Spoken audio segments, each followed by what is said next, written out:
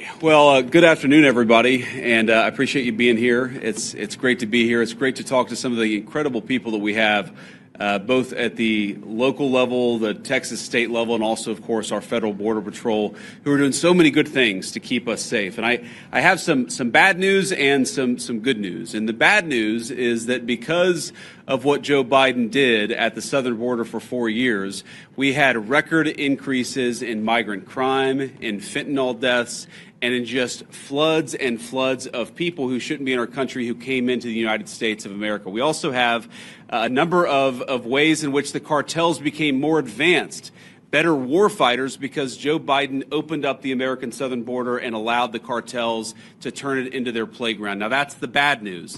The good news is, as President Trump said last night at the State of the Union, it turns out we didn't need new laws. We didn't need fancy legislation. We just needed a new president of the United States, and thank God that's exactly what we have.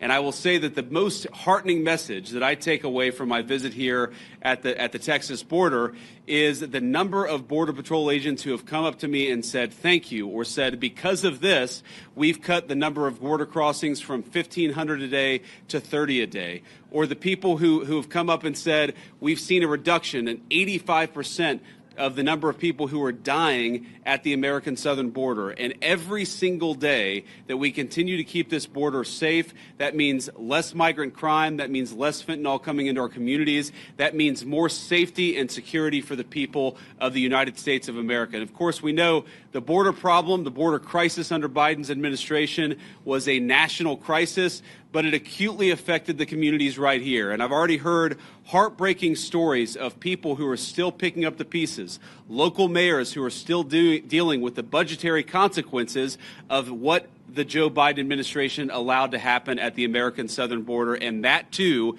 is something that President Trump is going to help address, help fix, and help solve. Now, I wanted to bring Secretary Hegseth and Director Gabbard at DNI down here because, one, I obviously enjoy their company, and it's good to have them down here with me looking around today. But unfortunately, we know that because of what's happened, the border crisis has become a matter of national intelligence, and it's also become something that requires the Department of Defense to engage with. I was talking with Paul Perez earlier. The drone technology that the cartels are using requires, unfortunately, a military response and military support. So it was important for Secretary Hegseth to see what's going on, because we know that the millions and millions of people who were let in over the last 4 years, many of them are connected to foreign terrorists. It's important for our leader of national intelligence to get